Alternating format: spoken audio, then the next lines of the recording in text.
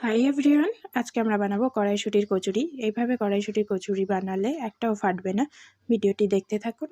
প্রথমে আমি, মা, বাবা সবাই মিলে কড়াইশুঁটিগুলোকে ছাড়িয়ে গ্যাসের মধ্যে নিলাম। একটা হাঁড়ি বসিয়ে তার মধ্যে কিছুটা জল দিয়ে কড়াইশুঁটিগুলো তার মধ্যে দিয়ে দিতে হবে। তোমরা চাইলে লবণ এখনও দিতে পারো বা পরে দিতে পারো। আমি এখন বাড়ি আছি, তাই এখানে মায়ের গ্যাসে রান্না হচ্ছে, এটাই দেখতে পাবে। তো কড়াইশুঁটিগুলো সেদ্ধ হয়ে গেছে। সেদ্ধ হয়ে গেলে তোমরা পুরো জলটাকে শুকিয়ে নেবে, তাহলে আর কড়াই আলাদা করে নাড়তে হবে না। তারপরে এগুলোকে ভালো করে মিক্সারে গ্রাইন্ড করে নিতে হবে। গ্রাইন্ড করা হয়ে গেলে এর মধ্যে একটু লবণ ও গোলমরিচ দিয়ে দেবো। যেহেতু আমি আগে লবণ দিইনি, তো লবণ আর গোলমরিচ দিয়ে ভালো করে মেখে রেখে দেবো। এখানে আটা থেকে ভালো করে আরেকবার মেখে, আগে থেকে মেখে রাখা ছিল, তারপরে লেচি কাটার আগে আরেকবার মেখে নিলাম। মেখে নিয়ে এখানে মা গোল গোল কাটারি করে দিচ্ছিল, তার মধ্যে কড়াইশুঁটির পুরটা দিয়ে এইভাবে বন্ধ করে দেবে।